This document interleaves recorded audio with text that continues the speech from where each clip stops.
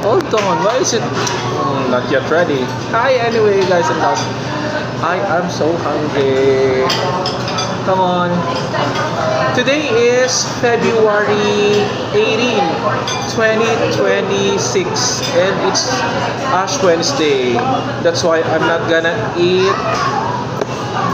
pork, beef, chicken, or any kind of meat, except for the shrimp and fish, just like this one. So in respect to the Lord, for he was being crucified, so we have some kind of penitence, and in observance of the Holy Week. Come on. So hungry.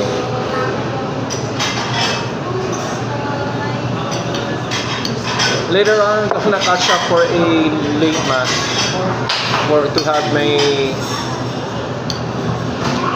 ash.